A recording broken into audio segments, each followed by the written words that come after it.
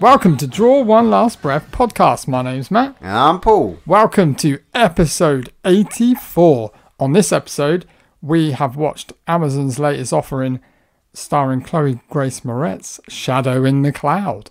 Also, we are going to be reviewing our movie from the vault, which is 1981's Hell Night. Ooh, spooky. How you doing, mate? You alright? Yeah, man, I'm feeling good, feeling fine. Been a good couple of weeks. Watched some good shit. Spill the beans then, what you been watching? So yeah, watched this Canadian film that was in Fry Fest 2019. We met the guy, his name was Rob, the director.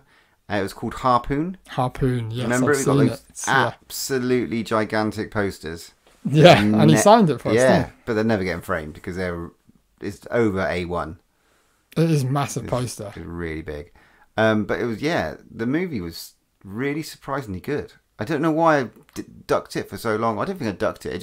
It popped up on Amazon. That's right, yeah. It's Arrow, isn't it? It's part of the Arrow collection because they brought out a nice edition of it. It's a good film though, isn't it? It's good. Yeah, good fun. It's only got three members of cast on a boat, and there's just some real three good assholes. Yes, they're all three dickheads basically, and I don't know, it was fun. The dialogue was fun, the interaction was fun. You know, just like a little bit of quirkiness. Oh, the fucking dialogue's fantastic. Spot on. Yeah, really written well, isn't it? Yeah, I remember that. Definitely a Kevin Smith fan. Do you reckon? Yeah. But the violence and all the sort of quirkiness and the backstabbing, it was very good and very confined. I really, really enjoyed it, and even the twist at the end was fantastic. Didn't see that coming either. So that was really cool. Very good. Yeah. And probably should have seen that coming, maybe. Thinking about it, but no, I thought it was fucking cool. Great storytelling, though, isn't it? With a cast of three people, and clever. Yeah, and you don't get many little gems like that. But don't know how many eyes will get on it. Do you know what I mean? It's just like it got well received at Fright Fest, didn't it? Yeah, it was really well received. It's just like I want people. It'd be really cool if people did go out and seek it, like and proper give it the time of day. Well, it's available and it's free on Amazon Prime. If you got Amazon Prime, do it. Go check it out. Harpoon. Or go and buy it physically. Oh yeah, go and buy a physical copy from Arrow. Ooh, let's promote them. Sponsored by no. One day, maybe. We wish. A limited supply of Arrow DVDs and Blu-rays. Yes, that would be lovely. What else have we watched? We watched together The Suicide Squad. Oh yes. Not Suicide Squad. The Suicide Squad. Subtle difference. Yeah. But massive change. Fuck yeah. Oh my god. Massive risks taken with this one, I think. James Gunn should be my friend. I think me and him have exactly the same sense of humour. I knew that from watching Sliver back in the day. Yeah. I love the subtle interactions that he has with his cast, and he brings them back time and time again, but not in like an Adam Sandler way. It's done so different. Like, he's had Rooker since Sliver. Yeah. And he brings him in all sorts. He was, he's involved in Brightburn, a little bit of that. Obviously, Guardians of the Galaxy. Yeah. Nathan Fillion, was had a little cameo in Guardians of the Galaxy, and he's got a little cameo in this as well. And so is Rooker. You think that they're main part, and it's like it's really, really cool that he kind of works with people again and again, and the new people that he's working with as well. He's done so well with them. Did so well with Margot Robbie's Harley Quinn in this. Really well. The gore. We had Sylvester Stallone as King Shark. That was fucking brilliant. We saw his brother Sean Gunn again, and I don't know. It just the level of attention to detail, the levels of gore in this movie are fantastic. The violence, the musicality in it as well. One-liners. The one-liner. It's just fucking fun, man. Yeah. He's having a ball. You can tell when the one-liners come in, though, that it's him talking and his influence over it, because it's just his humour. It's kind of our humour, isn't it? Like, that kind of quite near to the bone, but fucking funny humour, dry humour. Yeah, definitely. And like, really clever. Idris Elba was great as Bloodshot. Not a replacement for Will Smith's Deadshot, not at all. This is a completely different, awesome. Because I kind of wonder, but because I don't really know all the Suicide Squad characters. Bloodshot's great. as a character. Those fucking gadgets and Yeah, stuff. guns and Absolutely stuff. brilliant. Yeah, that was cool. And, you know, we get a kaiju. Who the fuck would think that you get something like Staru in a fucking a movie? Oh, yeah. It's just ridiculous. The whole concept's ridiculous, but it works. It's quite funny how much kind of like, I mean, obviously we're massive Marvel fans. Obviously we're huge Marvel fans, but it's funny how shit some of the characters that he wasn't afraid to use the shit characters. Because obviously Marvel have a plethora of shit characters, but DC have some real shit characters, like that don't quite make sense, and you're like, what? But he made it work so well in the movie. Who was your MVP Suicide Squad member? Oh, I don't know. I did like Bloodshot a lot actually, just because like all the gadgets and stuff, and I really like Harley Quinn. Because she's great, and I did enjoy her standalone movie as well. But yeah, I don't know. I think mine's Weasel. So fucking weird. That's messed up, especially when they say, he's killed like 25 children. It's fucking crazy ass ugly Weasel. Or Hand. Hand. King Shark's fucking King Shark, great. He's quality, yeah. But they're all fantastic. I think like, even like the ones we didn't know, like the whole Rat Killer 2 and Polka Dot Man, and what the fuck was all that about? It fucking worked though. It did. It's so clever. It just all worked really well. And it's just like a mild spoiler. One of my favourite bits was the bit where the Suicide Squad take out like loads of what you think are like people that have stolen Rick Flag and captured him, but it turns out that they were actually saving him, and they were like militia, weren't they? Yeah. That's fucking hilarious. And that little interaction between like Bloodshot and Peacemaker was just fucking genius. That was great. Like Cena and Big Driss, the way they rubbed off on each other was great. Absolutely, really great. And great Cena's a big bulk of fucking muscle, but I swear to God, he's getting better at this acting thing. He's good at what he's doing. His comedic timing is brilliant. Yeah, though. It's like you can say what you want about Cena, but his comedic chops are really, really good. I think he's taking a little bit from Batista as well, because like, you know, it's just suspending that side of coolness, I suppose. There's no element of cool. Yeah, just fucking take that dryness and take it to another level. I just remembered the bit where he's in his pants. Big white, definitely got something down there, mate. That's not his fucking cock down there, that's for sure. If it is, fair play. He's fucking Dousty the second. Oh my God, good fun though, man. Really enjoyed that. It was good fun. What about you? Anyway, enough about this new Suicide Squad podcast. Oh mate, we could have reviewed this big time. We probably could have got away with that. I would have been happily. The amount of gore, it easily breaches on horror. Insane. Yeah. Okay, let's hear from you. What have you been watching? I've watched quite a lot because I missed out one on the last episode, which I watched, and I really need you to watch it because I want to hear your thoughts on it. I don't know if you might have seen it. That classic story is called Classic Horror Story. That's the one on Netflix, right? Yeah, it's on Netflix. Italian, I believe. Yeah, it's got Matilda Lutz from Revenge. You know, the Revenge movie. So she's in it. Fuck yeah, she's great. Yeah, she's in it, and it's just really interesting. It's got a lot of like, it runs alongside a lot of other films, takes a lot from other films. But what I want to say is stick with it, and kind of like just stick with it, because some of the dialogue is fantastic. And this is a film that it has Fright Fest written all over it. I can't believe that it probably would have got shown, I would imagine, at some point, but it's got that kind of movie written. Like if we were all watching it in the theatre, this film, we'd all be applauding certain bits.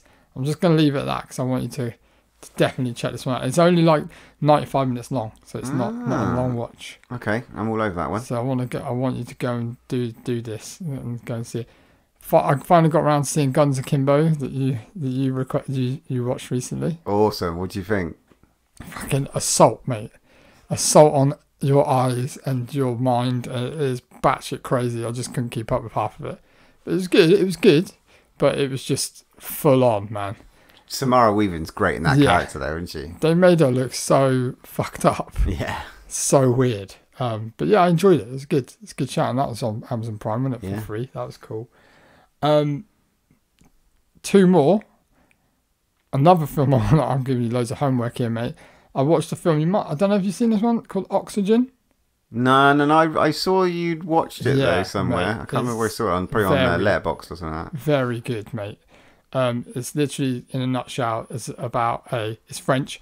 It's the guy Alexandre Aja that did Crawl, Hails of Eyes, Horns. All that kind of, okay. He directed this one, and it's all about this woman that wakes up in it's like it's obviously set in the future, it's almost like a hospital pod, but it has all the things in it to make you better and stuff. So it has it fully knows how your body's working, and it can inject you with things if you're feeling ill and all this sort of stuff. And she's trapped in there, and she doesn't know where she is and why she can't get out.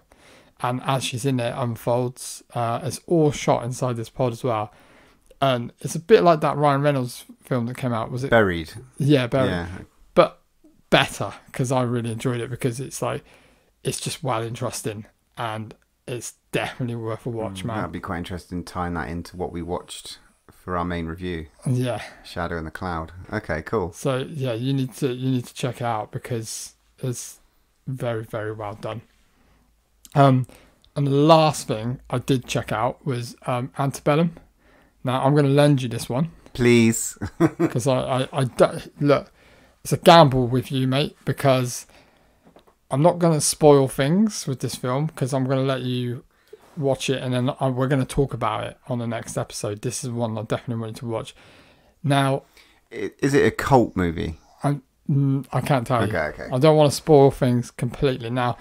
So what I'm going to do, I'm going to lend it to you, and we're going to talk about it next week, because I think it's a very what I've seen online. Don't look up online, because it might spoil things, but I've seen it be very divisive between loads of different people.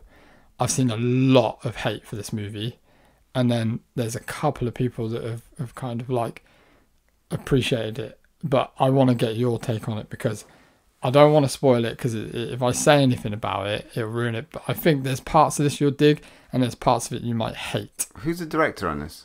I can't remember. It's got Janelle Monáe in it. She's a singer, and she's fucking amazing in it. It was one of the ones was on a list to watch. Yeah, definitely. So it's going to be at the cinema. You actually talked about it. Yeah. I think during lockdown, when you went through the list of movies, it was coming up.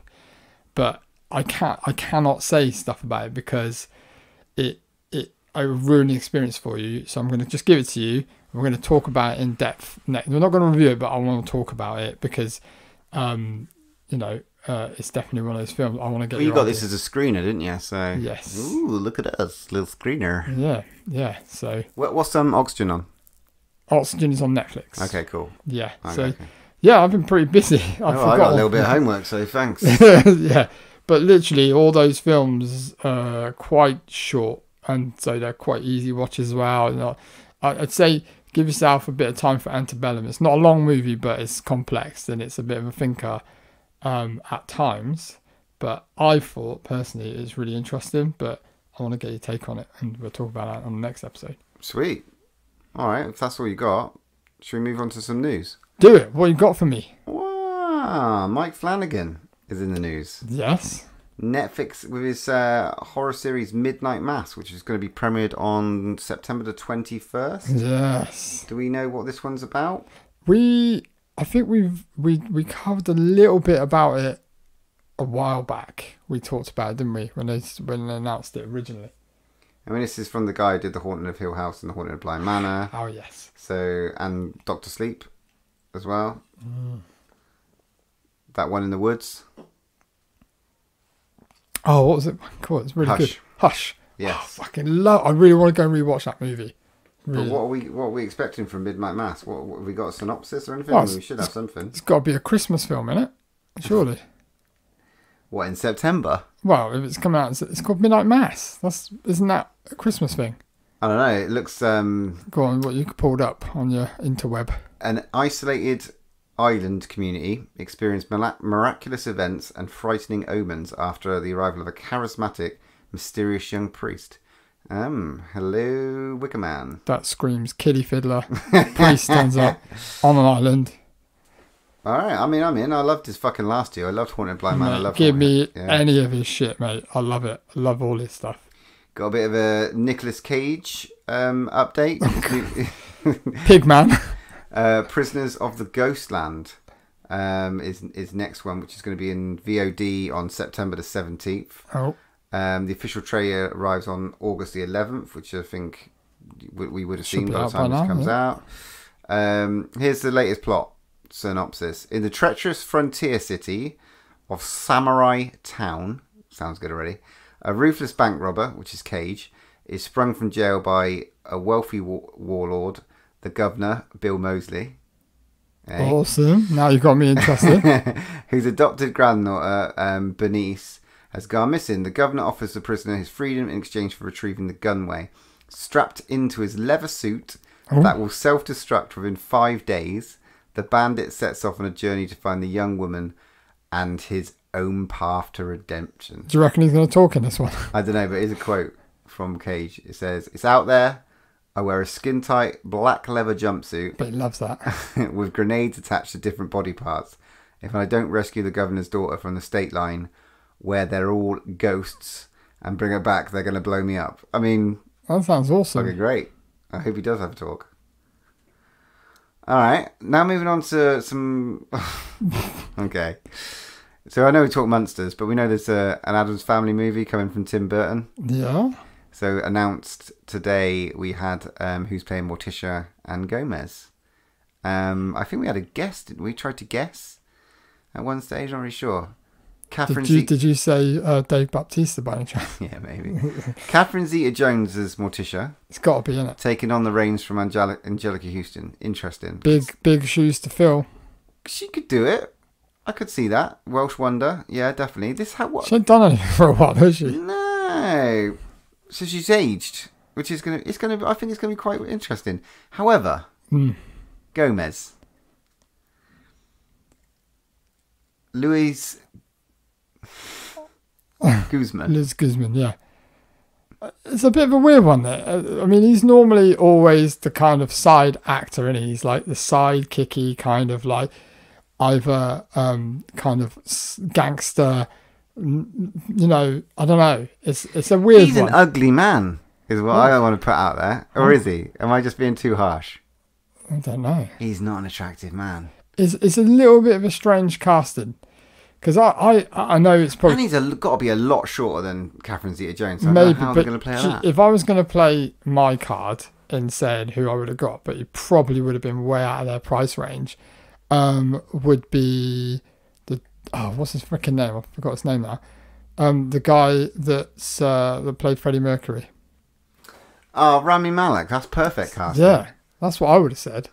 I But I reckon he would have cost way too much. Tim Burton. It's a series as well. It's you know, I don't know, man. This is going to be interesting. Well, maybe they need to keep the budget down and not go for such big actors. But Is it a cartoon?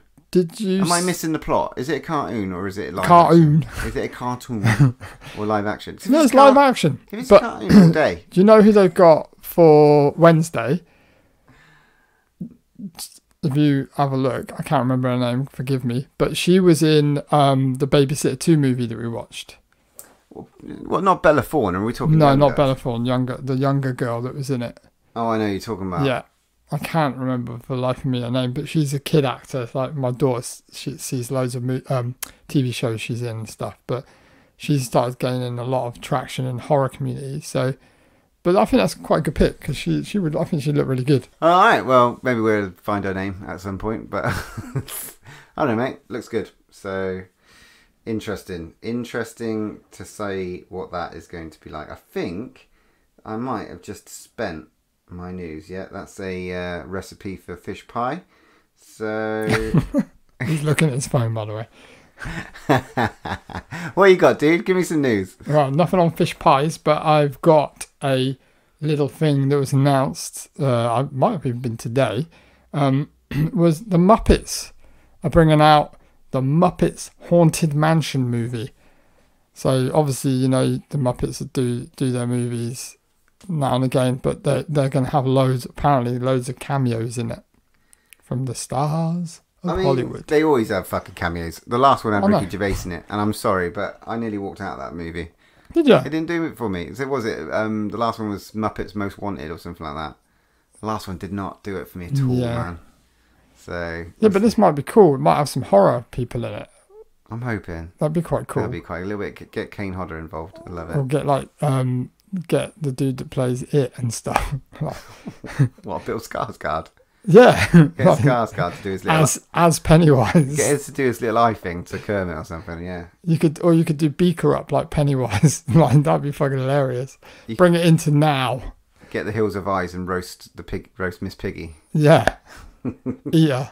Live on what? Okay, this is getting weird now. Okay. Yeah, so that's been announced. That'd be quite interesting to see who they do have on the cameos of that. Have you seen the latest releases that they've re-released? So, They Live, Prince of Darkness, and Escape from New York are getting released on 4K again. By the time of this comes out, they probably all have been pre-ordered, probably gone, because they went like wildfire. These have been released before. You've seen them on my shelf. I've already got them. You know, those nice 4K packages. However, do I need another copy of The Thing? No. Because they've literally now added that to the collection. I pre-ordered it just because I want it on the shelf next to the others. You got Prince of Darkness, The Fog, They Live, and Escape from New York. So yeah, it makes I've got sense. all of them, so I'll just. It makes sense. But this will be, I think, the 6th copy of The Thing that I've got. I've got 2 steelbooks. I've got a VHS edition of it. But hey, you know, it looks good. The artwork's awesome. So I've still stuck by my treasured signed copy of The Thing by the Arrow, my little Arrow one. I'll stick by that one, I think. That's perfectly fine, but I think a lot of people out there will definitely be interested. I do believe it's still on Amazon for pre-order. Whether you can get there or not in time is another question. Good luck. But a lot of people will be after that 4K because I can imagine it'll be crisp. The last bit of news I've got, you probably won't be that interested, I don't know. But I went to HomeSense today and they've got their Halloween section in already. This is Halloween. This is Halloween. Already, mate. So I went and made some purchases in there, which was cool. Might as well have their fucking Easter eggs open, by fuck's sake. I think that's a little bit too early, mate. But what have you purchased? I purchased a fucking awesome diorama house of with a witch and a cat and pumpkins, and it's got a light inside. And I didn't realise till I got home, put the batteries in, and it actually fucking glows up different colours. And it was wow cheap. I was like $12.99. I think they priced it up wrong, mate. But it's fucking good, mate. Halloween party around yours then this year. Yeah, and stupidly I took my kids as well, and they fleeced me for a fucking pillow, and Indy picked up a fleece with loads of pumpkin. They're mad on it, obviously, as you know. It's your fucking fault. So. Yeah, it's my own fault. But this year I think I'm going to go all out and purchase a really nasty mask and start scaring kids around the neighbourhood and shit. Because last year we missed out. So cool. Sounds a bit rapey, but go on. Well, yeah, to you maybe because you're sick. But anyway, yeah, that's everything I got, mate. So yeah, should we get on to what's next? Yeah, man. Let's get on to our main review. Where's the fool's errand?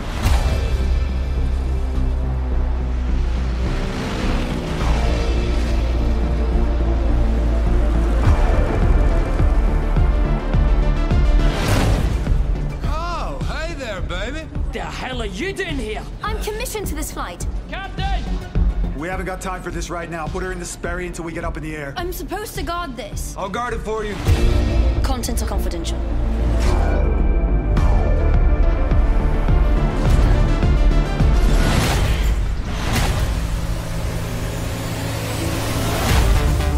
What's your name, honey? Flight Officer Garrett. Ain't no women in the Air Corps. I'm a flight mechanic and a pilot. You're not a pilot. You're a delivery girl.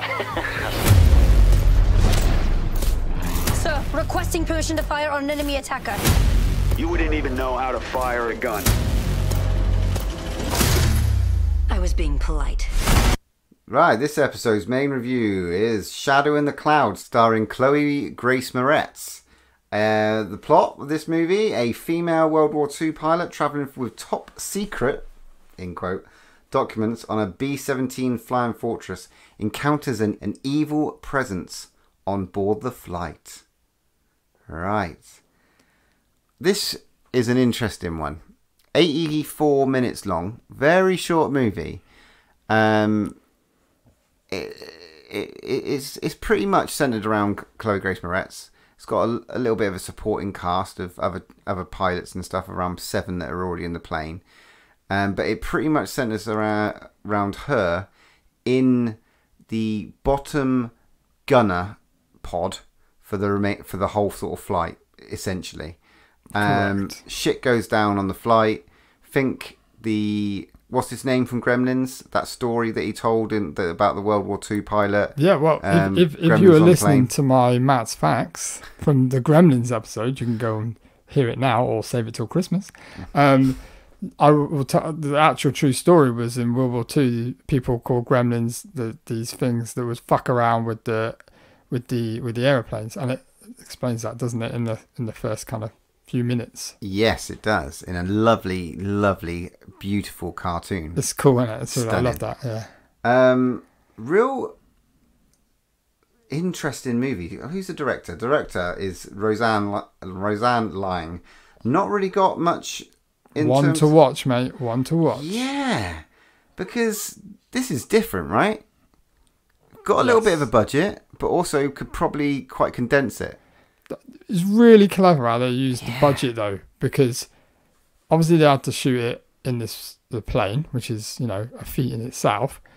But I really enjoyed the way they kind of introduced some of the characters, because it's pretty hard, because essentially most of the characters are quite the same to introduce them. So the way they kind of introduced them is kind of like, it was almost like a kind of like a stage show kind of feel to it, when they focus the lights on one person. It's like, and she's talking to them over the headphones, and then you see them kind of, a quick shot comes into them and they're like stood there talking. So it's like really cleverly done. Like, it's really hard to explain, but yeah, you could see this quite easily. Yeah. like in theatre. Again, it's one of those sort of, I don't know, single shot cameras. It would work really well, actually. Mate, honestly, at some points. Well, it's another one like you said of Oxygen earlier, and Buried, and what was it, Phone Booth, and all those sort of those movies where it focuses on the individual, and she can't, this was her movie, and she's fucking awesome. But we know she's awesome. Yeah, she is great. But I mean, what's the last thing she's been in? I can't even remember. Like, because obviously Equalizer she was in, but like she's done some other stuff since then. Yeah, because I was gonna say I haven't seen much recently, and it's really good to see her again. Yeah, and she just holds her own in this movie. I mean, there's not a hell of a lot for her to sort of work with in terms of what she is. She's literally, I mean, I don't know if you can imagine what these planes, these B-17s, they've got the little nub of a glass tube, and they've got this small, enough for her to be cramped up and sit there, and supposed to be shooting, to shoot other planes and stuff. It's not supposed to be in there for the whole bloody journey, but she's pretty much locked in there. And that, not to mention, all the pilots are fucking arseholes to her as well. Well, yeah, you've got to think that she's a woman. She shouldn't be on board. They don't know what the fuck she's doing. She's got these papers that she said that she's got a top secret thing that she hands to this other chap, and that's the most important thing, and they've got to deliver it. And she's just basically playing this this character where she's so confident. She batters back all the banter, batters back all the tirades of abuse, and just rubs off her back, because the most important thing is getting this package to where it should be.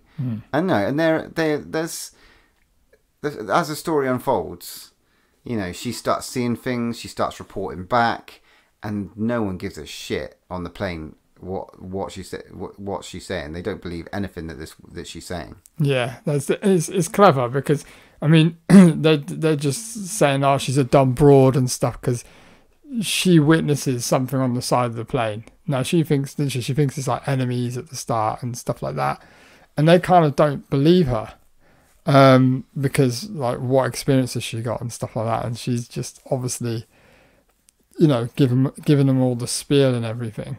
But then she sees something, doesn't she, on the side of the plane, and you only see it really, really quickly, like really clever, like really quickly, slight of like in the eye line of her sight. And again, they don't fucking believe her. That she's like some kind of things on play. I mean, we have to forget this is very much like the Twilight Zone episode as well. Big time, yeah. That's what it reminded me of straight away, yeah. Especially when you see it like on the side of the wing. Yeah, but obviously that is more of a commercial flight, whereas this is well, it's just great parallels between that Gremlins, the movie, and that story, and this, and also whatever house is going on, and she's, you know, constantly have to back questions like, "What are you doing here?" You know, you're a pilot, fuck off, and all this sort of stuff, and all the conversation with the crew pretty much happens over her headset, and you hearing what she's receiving, and her reporting, and then manoeuvring her around. You know, and there's some great 80s synth in this, some great music. Oh, mate, that music is awesome. The start is you know what? As soon as it finished, I downloaded the music. I was like, straight away. I love the soundtrack to this. The soundtrack's incrort Yeah. Agreed. I mean, you've got Hounds of Love, Kate Bush, which is fucking great. Yes. Classic track. The cartoon short is fantastic at the start. I did enjoy the cartoon short, yes. Cartoon. The plane's called The Fool's Errand, which is a fucking great little whole nod in terms of what's actually being carried. There's some moments of like great claustrophobia, and that's, I suppose, where the tension and horror comes in. How did you feel about that? Yeah, I mean, you see how much room there is not in that tiny little gun turret thing. It's like fucking crazy. And the way she's just kind of she has to maneuver herself, and then she gets herself trapped in there as well. The way like she breaks the things off, like the hinges, and then she's trapped, and they can't get the doors open. So now she's trapped in there, and it is really weird because it's like you think there's no way out. You're trapped in this gun turret. You potentially got Japanese coming at you from all angles, which, you know, spoilers. We are going to spoil stuff in this, which they do eventually get attacked, don't they? And surprisingly, she's fucking great at shooting guns. But I think with this movie, you have to leave your kind of like inhibitions at the door. Suspend your disbelief. Yeah, totally. This is a film where you've just got to go with it. You've just got to relax and enjoy it, because that's how I felt. It's based on a folktale, you know, with a nice little sort of twist. I mean, the gremlin itself, you know, Matt said spoilers, so, you know, the gremlin itself is on the plane, and she is seeing it, and she's seeing it tear apart the plane. What did you think of, like, the design of the beast? It was cool, wasn't it? Yeah. And she started attacking her, like, in the thing, and she's, like, trying to bat it off while no one else being able to help her out, or no one else even going, what the fuck are you on about? And she's got a gun, which she fires off, and that causes more problems. But my favourite bit is the finger. Oh, I literally was like, it was almost up there with Gerald's game with the fucking handcuffs, mate. It was like, this was like, oh. Maybe not as gory, but, you know. Yeah, not as gory, but pain factor. Oh my God. Oh yeah, she's basically jams her finger into this, into this where the screw was supposed to be to keep her from kind of falling out. And the thing from getting in. Yeah, and the thing from getting in, it's trying to pull it, and she managed to shoot it, but before she does it, if it wrenches her, and the finger just snaps. Oh, fucking hell! And she has to snap it back. Oh, it's good. It's good to watch. That was a good scene. Yeah. That was a good scene. But then this is the thing. I think this is good storytelling, because did you foresee anything that happened, and the fact that she was actually not who she said she was? It was all a forgery. No, I thought something was. I believed her. She was very convincing. So this is the thing. I thought the package was going to be the gremlin. I think that's what they're leading you to think it is, isn't it? Or like something that she knew about the gremlin. I thought that. I was thinking, she knew about the gremlin. It's some kind of experiment that's got out and all that sort of stuff. Yeah, I did kind of think that. But then the twist, as we shall reveal, is something completely different. It's crazy. It's a fucking baby. Yeah. She's not got documents. They open it. Not only her baby, one of the pilots on the plane's baby as well. Yeah, she's doing a runner from her husband. She's had an affair, and her husband kind of beats her by the sound of things. Sounds like a proper arsehole. Yeah, and you hear all this commotion upstairs, and the reveal is over her headphones, and you know, which is clever again, because you don't need to see it. No. It's just that. And the clever thing is they keep the camera on her face, and that's when you know she's acting, because like she's fucking good. Yeah. At the fucking the just her expressions alone when she hears them reveal it, it's like looks so real, even though like this film is like, you know, disbelief like stuff that's happening there. It's really clever. She really did fucking do well on that bit, I thought. Yeah, and that was quite interesting when the baby was revealed. But this is when it gets all fucking topsy turvy. Fucked up. This is when they have to believe something's happening because the fucking gremlin steals the baby. I'm guessing in the commotion, whatever happens, he steals the baby. And now it's like the clever thing is first of all, it's like she's like, fuck you, you can't get in here, you can't get me. And this thing is clever because he or she, don't know, but it's clever because it's all day, has nicked her baby, and it's like, now I've got fucking leverage on you. Come out and get it. And this is where she fucking does. Oh, it's fucking mad. It is batshit crazy, like something out of a James Bond movie. But it's quality. I enjoyed it. I thought that bit was awesome. That rescue is something to behold. Yeah. It's very well shot, and it was very, very, very interesting. I think some of the CGI on the actual creature in some bits was a bit... Yeah, maybe especially at the end and stuff, and some of the bits where it's fighting. But again, it was a low budget movie, so you could kind of understand that. And why not? It didn't need to be real, I suppose, but it was real enough. But yeah, when she sort of has got the baby back, and you got that whole, you know, back and forth just on the plane, and they're getting attacked by Japanese, and they're at the same time. At the same time, yeah. And everyone's getting shot, either in the throat. Shot in the throat. I mean, it's not bad little bits of gore in this as well. But again, the little fight with the gremlin as it's trying to get to people, as well as being shot by the Japanese. There's a lot of like, fuck, what's going on? And they go down. And they perform that awesome flight maneuver, you know, the move from flight as well, to sort of land it. And what do you think about the ending a little bit? I loved it. It's just like, it just shows, I mean, it obviously a lot of people, it's a big thing at the moment, like, you know, female characters in movies, lead characters in movies and stuff.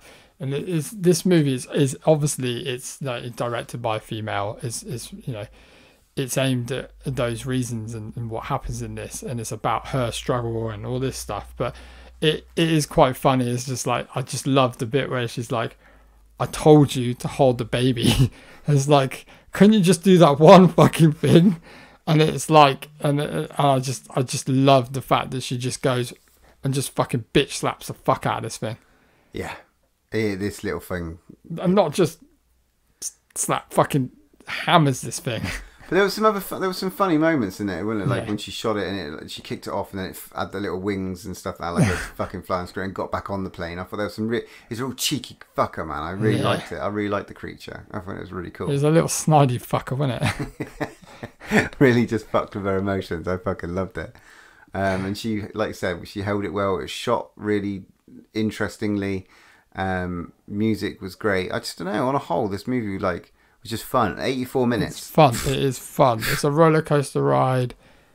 Fucking free. It's free on Amazon Prime. Prime. On Amazon. If you got Amazon, it's like fucking. It's like, what more do you want? World War II, tick, brilliant. Monster, tick, brilliant. Grace Moretz, brilliant. You know, fucking batshit crazy things happen. What the fuck? Just let it go. Well, the last one we watched was Overlord, wasn't it? J.J. Abrams, with the whole sort of the scientific side of the Nazis and stuff like that. That was quite really interesting. There's some nice grit, some nice, like, getting this... People are exploring the sort of folklore from World War II. Yeah, and exploring these sort of more, I don't know, like, scare ideas. Especially maybe it's become further from... The truth has been explored, and that's horrific enough as it is. Now it's sort of like, okay, let's look at what we didn't see. It's kind of interesting. That's the thing. It's clever because it's come out with an idea that no one else has done yet, really, and it's just run with it, kind of thing. Because what do you mean? Go on. Only because obviously the Twilight Zone and stuff. Yeah, but it's not the same, is it? It's not like. This is a Hey, it's been long enough. That Twilight Zone episode was like from the 70s. So Yeah, I know. let's be honest. but I just thought it was like, I just thought it was just a really cool little film that just was cool. I just thought it was really, really good fun. Yeah, good Really, fun. really good fun. Go and watch this bad boy, please. It's definitely. And I did think all the way through the film, I was like, fucking hell, when are they going to feed this thing? And then right at the end, wham, she feeds the baby. There we Not go. going to say how. Right then, what were you thinking about a number with this movie? Out of 10? 7! 7 out of 10 breaths for me. But definite. I enjoyed it. 7 for me as well. Yeah. 7 going on 8. It's pretty good. Would you watch this again? Yeah, I'll watch it with a friend. Maybe a girlfriend. Ooh. Yeah, I think there could be stuff that I missed along the way because it was very fast paced. So definitely worth a second watch. It's 84 minutes, so why not? I've got time. Good fun. Good fun. 7 breaths out of 10. It's got our seal of approval. What is next? What is next, Mr. Paul Butcher? Candyman. Don't say it 3 times, mate. I can't be dealing with that shit. COVID's enough at the moment, let alone having that. No! Candyman. You're fucked. Well, so Jordan Peele produced Candyman, I believe is out on the 16th of August. If it's at the cinema, we will definitely be going to watch that. 100%. I am very much looking forward to that bad boy. So yeah, that should be hopefully our next review. The Candyman. And now, I think it's time to move on to our movie from the vault.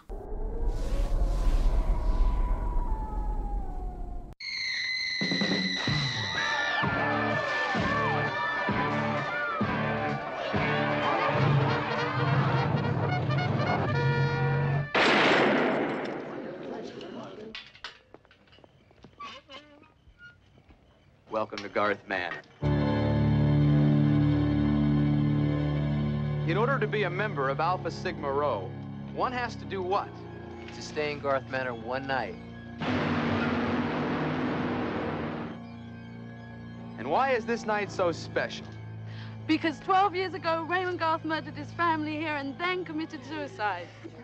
And when the police arrived, they discovered a note written by Raymond Garth describing the entire gruesome act.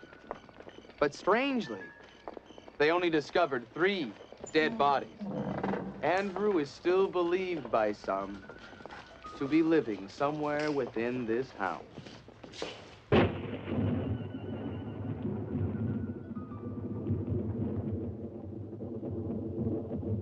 Hey, let's party! Quaaludes and Jack Daniels. Oh my gosh. This is one radical chick. All right. Now the fun begins. Hey! Robin Hood to the rescue! Woohoo!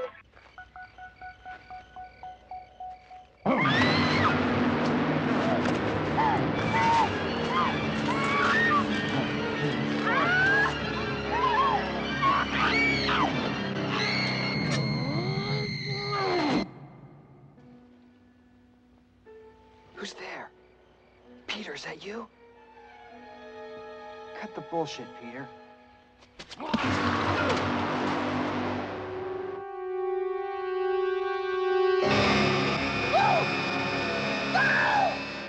This was supposed to be a joke. I can't believe it. What about Seth? Seth is bringing back help. Seth isn't coming back. Well, then we'll wait. We'll wait until morning. I mean, Peter and the other kids will be here. Peter's dead. Or Well. Maybe there are more guards. Maybe Seth.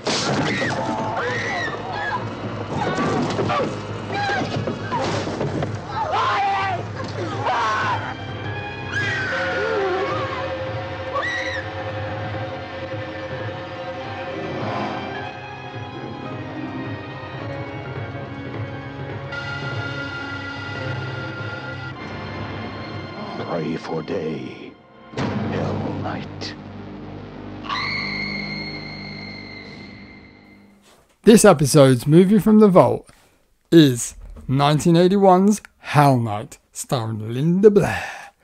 4 college pledges are forced to spend the night in a deserted old mansion where they are stalked by a monstrous survivor of the family massacre from years earlier. So, I've seen this movie when I was a kid, a long, long time ago, and I couldn't remember very much about it, apart from 2 set pieces, which we'll talk about later on. So, you've not seen this film. Shoot. By the look on your face, I'm gathering it's going to be negative. It's an interesting one, for sure. So, we're not talking the conventional horror which I warm up to, shall we say. Warm up to. Find myself full of enjoyment. It's not the, it's got that classic horror feel from like the 60s. I think it's got that Hammer horror-esque feel, maybe even like Universal Monsters sort of feel. It just felt a bit kiddie for me. Not much blood, not much gore, interesting kills. I don't know. It wasn't as. I think you've got to retract that statement, kiddie. It felt a bit. It felt a bit kiddie. I'd stand by that. I mean, obviously, some of the is it PG-13? Some of the nudity, barely nude she was. So I don't know, but it's lovely to see Linda Blair in something else. So you're upset because there wasn't enough nudity? Is that what you're saying? I'm upset because some of the kill sequences didn't involve enough as good special effects as I like. That's probably one of my biggest gripes. But it was an interesting. It's just not my type of movie. I think because it's because the costumes that they were wearing kept me too. It was too gothic. I don't know if I like that. It felt too gothic for me. Robin Hood's too gothic for you. Definitely, Robin Hood is way too gothic for me. Well, I say I'm the main event. Linda Blair's boobs. That was the main thing to sort of go. Disgusting. I will not have none of this. If you look at like big houses that they like, let's look at none of this. If you compare this movie to other to other movies that are similar, so in the likes of like Ghoulies, Puppet Master, what's that one? Spookies. House. Yeah, House to agree. I'm talking about those sort of like party movies that are like going into a house and then something goes wrong. Ghoulies is a great example of that. Puppet Master is a great example of that. Spookies is so fucking random, and it's a great example of that sort of thing. One just before you go on, just one thing I will add to that is remember this is only 1981, so it's only fresh out of 70s. It's no excuse. Okay, that's fine. Look what came out in 1981. Me. There you go. That's the worst thing out of 1981. It's just I like the story. The most annoying thing out of 1981. The frat party thing, and there was some interesting kills, but the kills said that already. The kills didn't. I'm not bitter one bit. Give enough special effects for me. I think it's one of these things again where this is kind of one of these things where I watched. Maybe you're right. Maybe you are right. I watched when I was a real young kid. I shouldn't have watched. I think my dad literally taped this off of Sky somehow with his VCR. Gave it to me and my sister, and do you know what? It missed the whole first bit, so it only starts where they literally lock the gate to go in. Right. So I've never seen that first 15 minutes ever because I never had it on the VHS tape, which is hilarious. So I never really. I mean, it doesn't explain much for the storyline anyway, but the introduction of characters and stuff a little bit was lost. So I didn't really know what. By the time they get to the gate, they explain the whole kind of story behind it. Now, obviously, the story behind this is that some psycho killed his whole family and is still lurking around in the house. And these 4 kids, supposedly kids, have to stay in the house until dawn to pass their kind of fraternity test thing for their frat houses. I found it a bit weird there were only 4 of them. I thought there'd be a lot more pledges than that, so that sounded quite interesting. Yeah. Obviously a budget, but that's fine. Mainly focused around Linda Blair. I mean, she'd done Exorcist 73, 74. Yeah, so she's a bit grown up now, probably about 18. So she just wants to show those puppies, as far as I'm concerned. Now, the biggest question about this movie, I think, is grown-up Linda Blair hot or not? That's what I want to know, Matt. I think she's still hot now, to be quite honest. Yeah, I wasn't sure. Cute. I think she's more cute than hot. This is totally irrelevant. It's so irrelevant. It's totally irrelevant. That's the only thing I can find good to talk about. Oh, mate. I'm kind of slightly gutted, but I'm not surprised, if I'm honest, because I thought, on watching it, I thought Paul's probably going to really not really enjoy this much. Mate, as I remember when I was a kid, I used to love it. But there are, I will say one thing, I've forgotten how slow moving in places, how much, I think there's too much drawn up to a point. But there are some creepy bits as well. Like, there are some really, really creepy kind of bits in it. There's some great holotropes, and, like I said, there's some interesting kills, How can you not like Seth, mate? He's a legend. Okay. He's the guy that's dressed up as Robin Hood. Robin Hood. Yeah, he's cool. He's the coolest character out of the lot. The British woman wasn't really bothered about. Well, yeah, but she's fucking nuts. She's like, I've got Quaaludes and fucking Jack Daniels to get wrecked up. That's the thing, though. From going from this party animal, I expected something.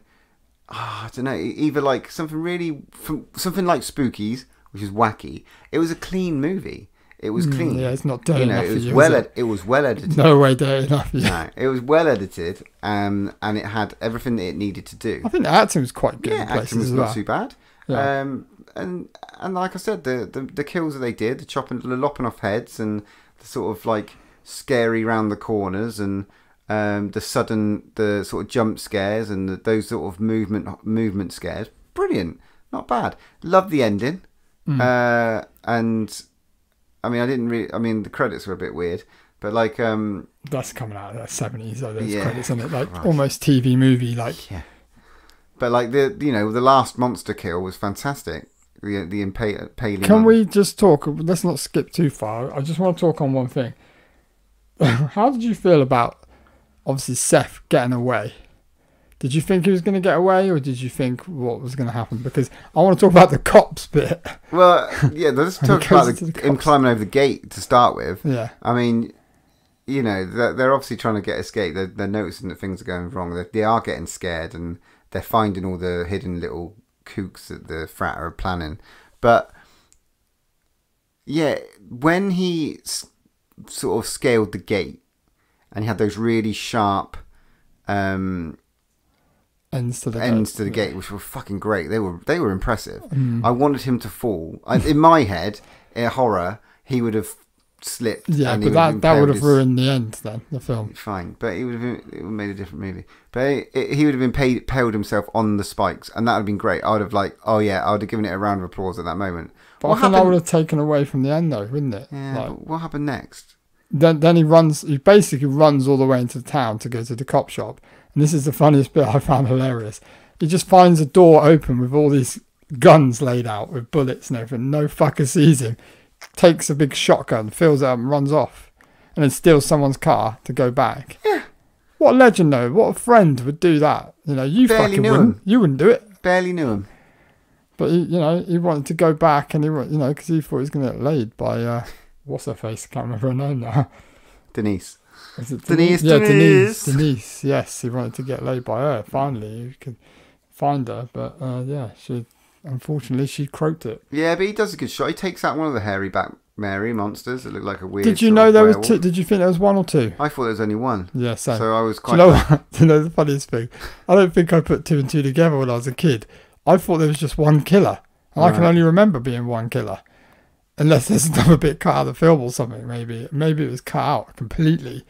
I don't know. I cannot remember that kind of. I couldn't remember that Wolfman dude. Yeah, he gets shot. Takes a few bullets, but he definitely gets finished off. But what I will say is the main kind of guy, which was I can't remember his name now. The main villain dude. The makeup was pretty shit. It was that was a bit annoying because he. At one point, I don't know whether it's because the Blu-ray is so good, the quality of it, You could see that he just had painted eyes. It was a bit crap. I just think they could have got a bit more. They could have got a Savini on it, or they could have got a bit of better makeup effects on that. I wasn't really impressed. I mean, I watched a copy on... I don't think you were bothered with it. I watched a copy on Amazon Prime, so I didn't really get that level of feel. I didn't just feel... But again, all I saw was like classic movie monsters. It was like one of those sort of like classic movie monsters. They weren't sort of anything overly impressive, but they were okay. But it was just like they were just like overly strong, I suppose. But again, it sort of reminded me a little bit of like Lurch or Werewolf or something like that. It was right. That wasn't too bad. But I like the chase and stuff out over the roof. You know, them everything bobbling about. It's great. Again, I don't condone this language.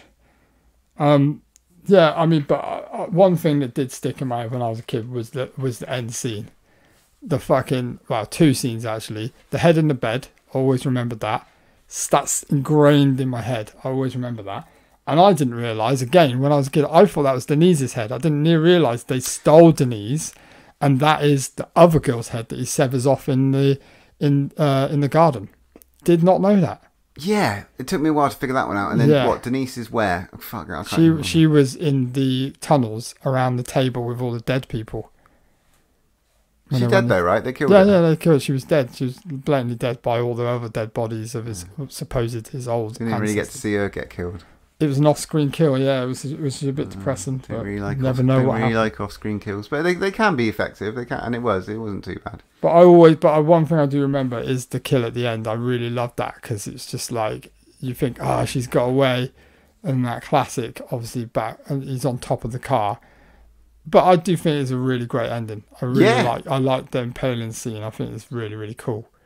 Like I said, for me, it needed a bit more blood for me, and maybe some of the kills needed a bit more gore, and maybe a bit more imagination. But apart from that, it wasn't bad. Wow. Yeah, it wasn't bad. You loved it then.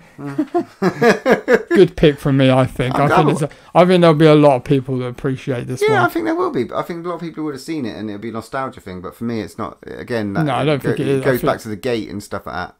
I don't think it quite goes like the gate. Let's not talk about the gate again. Stephen Dork. Yeah, let's not talk about that. I'm sure you've got a few shit films in your collection right now, but we won't go there, shall we, Paul? More than a few. Should we go on to my Matt's facts? I'd love to have some Matt's facts. These are quite funny. I didn't even fucking realise this. Kevin Costner supposedly was a grip on this movie. A young Kevin Costner, hey? Apparently so. I would love to know if this is true, but apparently the guy that played Seth, Vincent Van Patten, said this on one of the interviews he was in. Said he was a Kevin Costner. Well, he had a lot of friends in the industry, if I'm remembering, from some of the stories I've read about him. Because obviously his biggest thing was obviously Dances with Wolves, and that sort of really propelled his career, didn't it? And that got like was on the the producer's floor for ages. It wasn't until a mate helped him get it made. I think right, okay. That it sort of and that really propelled his career. So maybe he had a few jobs and stuff. That's quite interesting, like camera jobs and all that stuff. Maybe the guy that played Peter, basically the kind of like love interest for what's her face, Maud. What's her name? I can't remember her name now. Marty. The love interest. I couldn't get over. I thought he looked like a young Freddie Mercury. Or like a young, like David Cassidy. A little bit. Bastard child of like Freddie Mercury and David Cassidy, yeah. I couldn't get it out of my head. Anyway, apparently on every Halloween he gets out that dopey purple cape and wears it every Halloween. And he has done ever since he's filmed the movie. Another bit of fact about the production team. Frank Darabont was on the production. He was a production assistant on this movie. So obviously Frank Darabont, Walking Dead, Green Mile, The Mist, loads and loads of other things. Very interesting. Like I said, cut your teeth. I mean, from if you compare this to Spookies, where the editing was shite and all those problems, this was a clean movie. I think that's why maybe you like Spookies more, because it's just fucking batshit weird, and that's just the way you are. apparently this film took 40 days to shoot. So, yeah, anyway. This is quite sad. The guy that played the monster, that's it, Andrew Garth, the monster guy at the end that gets impaled, apparently he was a young German actor who passed away before the movie came out because he died in an automobile accident. Oh. Which is quite sad. So he never even got to see himself get killed, unfortunately.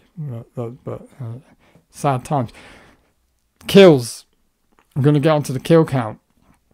See, I think, I agree. It's not enough blood, maybe. But some of the kills, you've got decapitation, a 360 neck twist, 2 shotgun kills, you've got a scythe kill, off-screen kill, 4 to the death, and impaled at the end. So you've got quite a variation of kills. You've got a good mix. Maybe they're not. Then you're right. Then maybe they're not gory enough. The only blood that came off was the scythe kill from memory.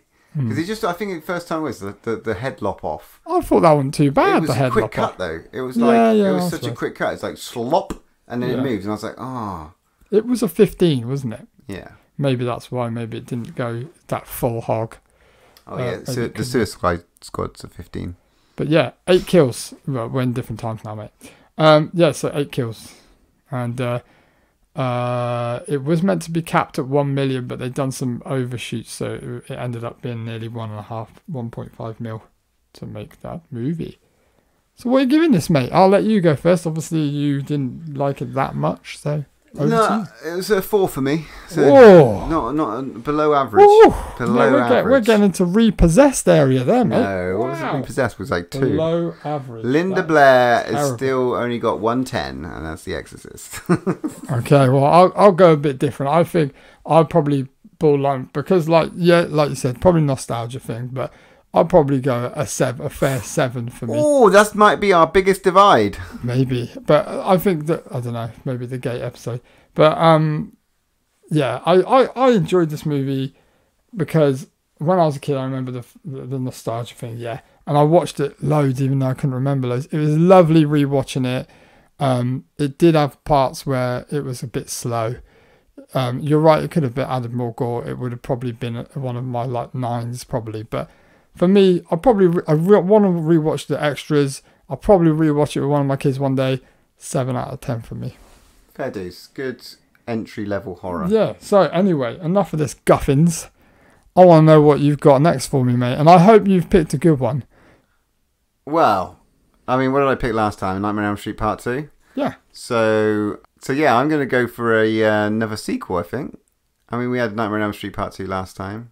And with Friday the 13th coming around, I think I'm going for Friday the 13th Part 2. Woo! Yes, another franchise. Let's do it, mate. I'm just looking forward to like the birth of Sackhead. Burlap. The Burlap Killer. The birth of the Burlap. Yeah, man, we're looking forward to this. Oh yes. And we will get through these Friday the 13th movies. Got to do it. I'm looking forward to that. It's been a while since I've seen this one. It's been a long time since I've seen this one. Some good kills in this one. So, on my shelf. Awesome. Yes. I'm well happy with that. Well, that brings us to the end of another lovely episode. Episode 84. On to episode 85. Where we will be looking forward to watching Candyman. And we will bring back something to scream about. Yes. Yeah. I'm gonna find something that's really interesting for us to talk about. Don't you worry. Cannot bloody wait. And I've just pulled from the vault Friday the 13th Part 2. And with that, there's only one more thing to say. When there's no more room in hell, here's another podcast. I am the devil. And I am here to do the devil's work. You can follow us on Twitter at DrawOneLast, Instagram at DrawOneLastBreath, or pop us an email at DrawOneLastBreathPod@hotmail.com.